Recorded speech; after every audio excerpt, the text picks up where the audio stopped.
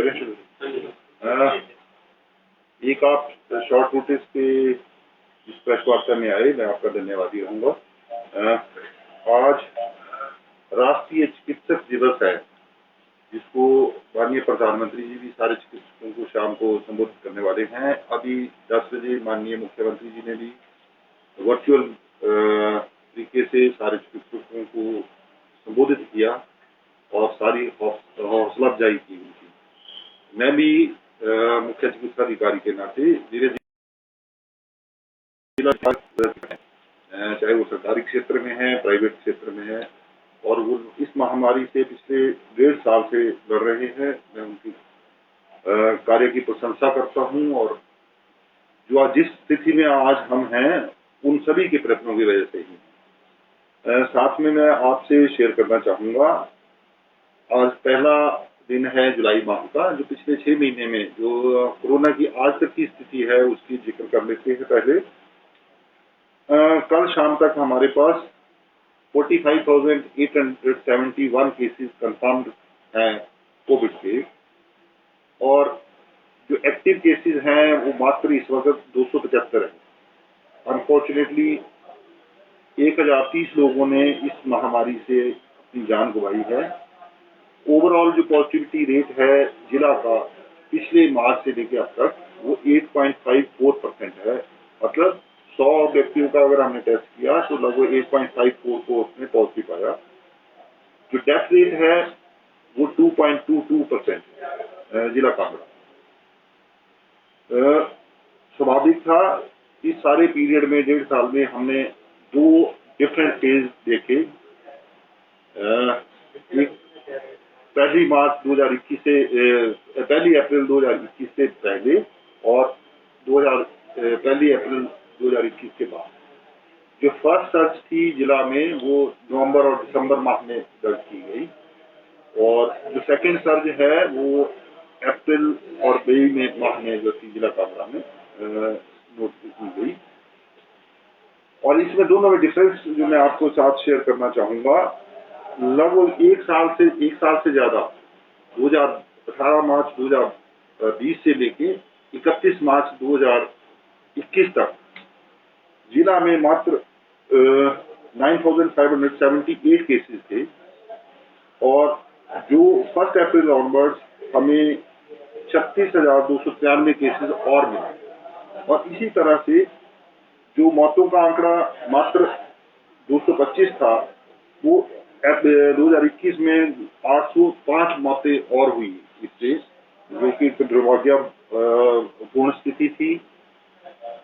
Fortunately जून माह में जो केसेस हैं हमारे, जो अगर मंथली बात, जहां जनवरी 2021 में 453 केस थे, फरवरी में 260 केस थे, मार्च में 1126 केस थे, अप्रैल में ये संख्या बढ़कर 8,207 हो गई, और मई माह में ये संख्या 25,625 हो गई। थोड़ी संतोष का विषय है कि जून माह में इन केसेस में गिरावट आई, और ये आंकड़ा जो है 2,460 कि क्या ऐसा तो नहीं है कि आंकड़े जो गिरावट आई ये टेस्टिंग कम होने की वजह से है, ऐसा नहीं है। जहां पे हमने जो मंथ वाइज मैं आपके साथ शेयर करता हूं, जनवरी में 47,937 टेस्ट किए, फरवरी में 35,256 टेस्ट किए, मार्च में 29,682 टेस्ट किए, अप्रैल में ये संख्या 52,347 थी, मई में 92,091 थी, और जून माह में हालांकि आंकड़े कम हुए, पर ये संख्या जो टेस्ट की थी वो 93,312 थी। तो हम टेस्टिंग जो है वो एडिक्वेट मात्रा में कर रहे हैं। एक दूसरा इंडिकेटर होता है पॉजिटिविटी रेट। जो पॉजिटिविटी रेट अप्रैल और मई माह में जो था वो काफी ऊपर था। जब अप्रैल माह में वो 15.6 था, मई माह में वो 27.8 था, वो कम होकर के जून माह में 2.63 रह गया। तो मतलब सिचुएशन 5% से कम जो भी पॉजिटिविटी रेट है वो एक अच्छा इंडिकेटर माना जाता है सरकार द्वारा या विश्व स्वास्थ्य संगठन द्वारा। पर मैं आपके थ्रू की जनता से ये अपील करना चाहूंगा कि जो कोविड अप्रोप्रिएट बिहेवियर है, जैसे सामाजिक दूरी बनाए रखना, मास्क का पब्लिक स्पेस पे सही उपयोग और साथ में हाथों की सफाई, चाहे वो साबुन या पानी से हो या सैनिटाइजर से, उस व्यवहार को मत छोड़ें। ये वायरस जो है वो हमारे समाज में अभी भी विद्यमान है। अगर थोड़ी सी भी चूक हुई तो हो सकता है अपनी पुरानी वाली स्थिति में दोबारा ना पहुंच जाए, जिससे काफी पहले भी नुकसान हुआ है और हम नहीं चाहते कि हम दोबारा उस स्थिति में पहुंचे। एक साथ में आपके साथ में एक और चीज शेयर करना चाहूंगा। जैसे मीडिया में या देश के स्तर पे म्यूटेंट्स या वेरिएंट्स की बात होती है।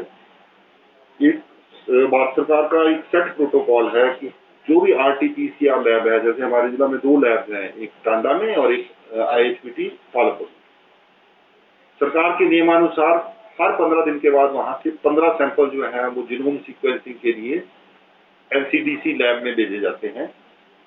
जो कल शाम तक का डाटा है मेरे पास, उसके मुताबिक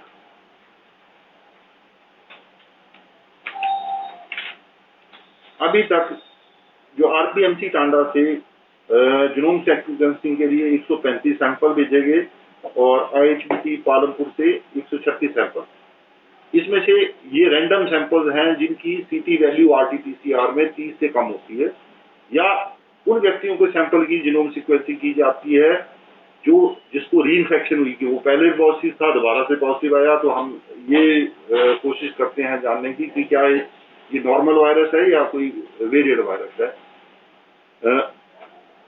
और या कोई पहले पॉजिटिव था वो दोबारा से पॉजिटिव हो गया, या जिसको 2 डोज वैक्सीन की लग चुकी थी उसके बावजूद वो पॉजिटिव हो गया, उनके सैंपल्स किए जाते हैं। तो जो टांडा में 135 सैंपल अभी तक जीनोम सीक्वेंसिंग के लिए भेजे गए, उसमें थोड़े से चौंकाने वाली स्थिति ये है कि 5 सैंपल्स में हमें UK वेरिएंट मिला और 23 सैंपल्स में डेल्टा वेरिएंट पाया गया। और जो IHBT पालमपुर से 136 सैंपल भेजे गए, उसमें 4 सैंपल्स में जो था वो UK वेरिएंट पाया गया और 48 सैंपल्स में डेल्टा वेरिएंट पाया गया और एक सैंपल में इवन डेल्टा प्लस वेरिएंट पाया गया। जो IHBT पालमपुर से जो सैंपल है, और ये सैंपल जो थे, ये जो रिजल्ट हैं, ये जो है 31 मई तक के हैं। मतलब ये सैंपल्स जो कलेक्ट करके भेजे गए थे, ये सैंपल्स 31 मई के थे तक के हैं। इसका मतलब कि जब हमारी सेकंड सर्ज थी जिसमें अप्रैल माह में, तो ये डेल्टा और डेल्टा प्लस वेरिएंट हमारे जिला में प्रेवलेंट था। ठीक है, वो जो एक कॉज ऑफ कंसर्न है, क्योंकि हमने बड़ी लिमिटेड सरकार की तरफ से वो जो है 15 सैंपल भी भेजे जाते हैं। तो अगर ये सच में ही 48 सैंपल्स और 48 प्लस 29 इतने सैंपल्स में डेल्टा वेरिएंट पाया गया, तो मतलब हमारी प्रोजेक्शन ये है कि जो हो सकता है ये जो वेव थी सेकंड सर्ज का हमें सामना करना पड़ा, हो सकता है ये डेल्टा वेरिएंट की वजह से ही हो। जो राष्ट्रीय स्तर पे इसके बारे में सोच है और विश्व स्तर पे भी डेल्टा वेरिएंट को ज्यादा ट्रांसमिसिबल पाया गया कि इस वेरिएंट में एक व्यक्ति से दूसरे व्यक्ति में फैलने की क्षमता नॉर्मल वायरस से ज्यादा होती है। तो इसके लिए हमें सभी को सतर्क रहने की, डरने की नहीं, सतर्क रहने की आवश्यकता है।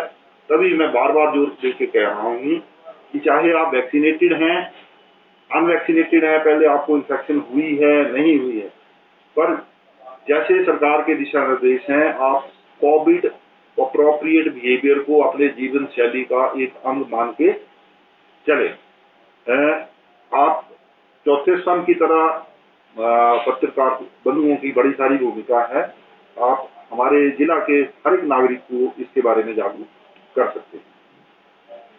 और सतर्कता के साथ हालांकि हमारे नंबर्स कम हुए हैं, पर विश्व स्तर पे जिस एक बात पे एक मत्ता है अभी तक कि 3 T's testing, tracing and treatment they still remain the basic cornerstone of fighting the pandemic. हम व्यापक स्तर पे टेस्टिंग कर रहे हैं। अब तो हम जो है ना पंचायत स्तर पे, सब सेंटर लेवल पे, वहां पे भी टेस्टिंग कर रहे हैं। और इसी टेस्टिंग प्रक्रिया को बढ़ावा देने के लिए माननीय जिलाधीश के साथ जिला प्रशासन के सहयोग से हमने एक आज धर्मशाला में ड्राइव इन टेस्टिंग सेंटर भी इनॉग्रेट किया है, जो शिक्षा बोर्ड के पास है। जैसे किसी ने टेस्ट कराना होता था पहले, तो उसको पहले बुकिंग अपॉइंटमेंट बुक करनी पड़ती थी या हॉस्पिटल में लाइन में खड़ा होना पड़ता था। हमने इसको आसान प्रक्रिया को करने के लिए वहां पे टेस्टिंग, कोई भी व्यक्ति 9 से 1 बजे तक वहां पे बिना किसी प्री रजिस्ट्रेशन के जा सकता है। उस बूथ में जाए, सैंपल अब उसका कलेक्ट होगा और उसको रिजल्ट उसकी टेलीफोन पे प्रिवे कर दिया जाएगा। अगर कोई व्यक्ति चलने फिरने में असमर्थ है तो हमने अपनी टीम को ये भी निर्देश दे रखे हैं कि अगर उसको उसकी गाड़ी में भी सैंपल लेना पड़े तो उसकी भी व्यवस्था की गई है। और ये लगभग 9:30 बजे हमने शुभारंभ किया था माननीय जिलाधीश महोदय ने, और अभी तक जो मेरे को 11 बजे तक रिपोर्ट है, लगभग 35 व्यक्ति इस सुविधा का वहां पे लाभ उठा चुके हैं। अगर ये प्रयोग सफल रहता है तो प्रशासन के सहयोग से हम ऐसे टेस्टिंग सेंटर जिला के अन्य भागों में भी स्थापित करने की कोशिश करेंगे। साथ में मेरी टेस्टिंग के बारे में जिला निवासियों से ये अपील रहेगी कि इस बीमारी में छिपाने की कोई बात नहीं है। जितनी जल्दी आपका डायग्नोसिस होता है उसमें आपका भी फायदा, आपके परिवार का भी। किसी को भी कोई सस्पेक्ट है, उसको कोई लक्षण आते हैं खांसी, बुखार, जुकाम के, इमीडिएटली व्यापक स्तर पे व्यवस्था है अपनी जांच करवाए। अगर वो किसी पॉजिटिव के संपर्क में आया है तब भी वो अपनी जांच करवाए। और एक माननीय जिलाधीश महोदय ने परसों एक आदेश पारित किए हैं, क्योंकि जैसे लॉकडाउन की प्रक्रिया खत्म होने के बाद जैसे रिस्ट्रिक्शन कम हुई है, तो आप लोगों ने भी अनुभव किया होगा कि धर्मशाला या Kangra being a tourist destination, खासकर वीकेंड पे बड़ा सारा भीड़ है। तो माननीय जिलाधीश ने एक mandatory DM disaster management act में ऑर्डर किया है कि जो होटल इंडस्ट्री से, व्यवसाय से जुड़े हुए लोग हैं या जैसे फूड ईटरीज हैं, रेस्टोरेंट आप, उनके लिए माननीय जिलाधीश महोदय ने मैंडेटरी किया है कि वो अपने स्टाफ की 15 दिन के बाद सैंपलिंग करवाएंगे। हम ताकि हमें उनकी एक्चुअल स्थिति क्या है उसका पता चल सके। तो मैं सभी से अपील करूंगा कि वो टेस्टिंग से घबराएं नहीं, बल्कि खुद स्वेच्छा से आकर के, और फोर्सिबली हम किसी का टेस्ट कर नहीं सकते, पर मेरा अनुरोध रहेगा कि सारे लोग स्वेच्छा से अपना टेस्ट कराएं ताकि उसको समय रहते उसको जो चिकित्सा सहायता दी जा सके। सेकेंडली, जैसे माननीय प्रधानमंत्री जी ने अपने संबोधन में बार बार कहा है, पिछले साल में और इस साल में अंतर सिर्फ इतना है कि इस बार हमारे पास वैक्सीन अवेलेबल है कोविड के अगेंस्ट। और मैं आपके साथ आंकड़े शेयर करना चाहूंगा जो अभी भारत सरकार अलाउ करती है, सिर्फ 18 साल से ऊपर वाले व्यक्तियों की वैक्सीनेशन होनी है। जिला कांगड़ा की जितनी आबादी है प्रोजेक्टेड, हमारे पास 12,13,533 लोग हैं जिनकी हमने वैक्सीनेशन करनी है। मैं आपके साथ ये शेयर करना चाहूंगा कि कल शाम तक हमने 7,25,015 लोगों को कम से कम वैक्सीन की एक डोज उपलब्ध करवा दी, जो कि हमारी टोटल टारगेटेड पॉपुलेशन का लगभग 60% है, 60% से ज्यादा। और इसमें से लगभग 1 लाख लोगों को 99,000 एग्जैक्टली 99,878 लोगों को दूसरी डोज भी मिल चुकी है। तो लगभग 1 लाख लोगों को जो है दूसरी डोज भी लगा चुके हैं। मैं वैक्सीन के आंकड़े शेयर करना चाहूंगा। जनवरी माह से ये वैक्सीन अभियान शुरू किया गया था। जनवरी में टोटल वैक्सीनेशन लगी जिला कांगड़ा में 5,306। फरवरी में इसकी संख्या बढ़कर के 18,102 होगी। मार्च में ये आंकड़ा 90,000 था। अप्रैल में 2,58,022 लोगों को वैक्सीन दी गई।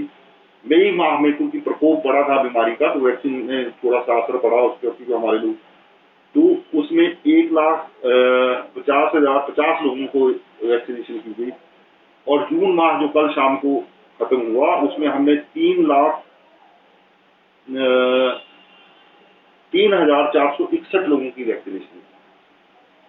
मतलब तभी हम मतलब आप इन आंकड़ों पे नजर डालें तो हम हर बार जो है अपनी वैक्सीनेशन जितनों की कर रहे हैं उसकी संख्या में, और हमारा टारगेट है कि हम शीघ्र से शीघ्र जो बाकी 40% लोग हैं कम से कम उनको भी जो है vaccine, we want all our citizen to be fully to be vaccinated at least with 1 dose at the earlier latest by 15th of August।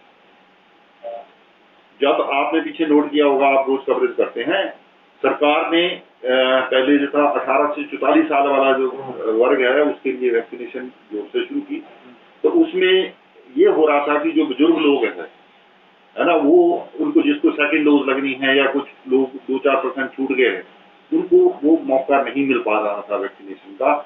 तो एक नीतिगत फैसले के अंतर्गत सरकार ने, हिमाचल सरकार ने ये निर्णय किया है कि 9 जुलाई तक 45 साल से ऊपर के व्यक्तियों को चाहे वो प्रथम डोज लगनी है चाहे दूसरी डोज लगनी है, और साथ में जो फ्रंटलाइन कैटेगरी में सरकार ने वर्कर्स डिक्लेयर कर रखे हैं 32 कैटेगरीज में, जो विभिन्न जैसे ट्रांसपोर्ट व्यवसाय से हैं, होटल व्यवसाय से हैं, उन सभी को भी वैक्सीनेशन 9 जुलाई तक की जाएगी। एक साथ में आपके साथ में एक और शेयर करना चाहूंगा। एक हमारे कांगड़ा के बड़े सारे निवासी हैं, अब सरकार की प्रक्रिया के मुताबिक कोविशील्ड क्योंकि हम यूज कर रहे हैं, तो सेकंड डोज जो है वो 84 डेज 12 से 16 हफ्ते के बाद लगती है। तो कोई व्यक्ति जो विदेश में पढ़ाई के सिलसिले में या नौकरी के सिलसिले में या टोक्यो ओलंपिक में पार्टिसिपेट करने के लिए जाना चाहता है, उसके लिए सेकंड डोज की व्यवस्था 28 से 84 दिन के बीच में भी की जा गई है विभाग द्वारा। और इस क्योंकि उसमें जो है वो सीएमओ से उसको सर्टिफिकेट देना होता है, तो ये कैंप हम 2 कैंप लगा चुके हैं, पिछले साल भी था, और आगे से हमने फिक्स डे कर दिया है कि वो बुधवार को, हर बुधवार को धर्मशाला में सीएमओ ऑफिस में उसको जो है वो समय से पहले सेकंड डोज लगा दी जाएगी। और उसके लिए उसको अपना पासपोर्ट और ऐसा कोई दस्तावेज जिसमें ये शो होता हो कि उसको 31 अगस्त से पहले विदेश यात्रा करनी है, ये लाना होगा। आप इसको प्रचारित करें कि जो जैसे हमारे जो जॉब सीकर्स हैं या पढ़ाई के सिलसिले में जाना चाहते हैं, उनको ये मैसेज समय पे मिल जाए और उनके डोज की भी व्यवस्था की गई। ये मेरे को इस बारे में कहना था। आप लोग आए, आपका बहुत बहुत धन्यवाद। और Sir, what are the parameters for forecasting for the EC level को फोरकास्ट करने के लिए क्या करना? जो विश्व स्तर पे इसके बारे में चर्चा है कि अभी भी हमारी बड़ी सारी पॉपुलेशन अनवैक्सीनेटेड है। अगर हम जितना एफर्ट किया उसके बाद भी हम 60% लोगों को ही जो है अभी तक वैक्सीनेट कम से कम 1 डोज से कर पाए, तो इस संभावना से इनकार नहीं किया जा सकता। और साथ में जो एक नेशनल स्तर पे चर्चा है कि 18 साल से नीचे के बच्चों को तो हम अभी वैक्सीनेट कर ही नहीं रहे, तो वो ससेप्टिबल है, वनरेबल है। तो अब और साथ में जैसे ये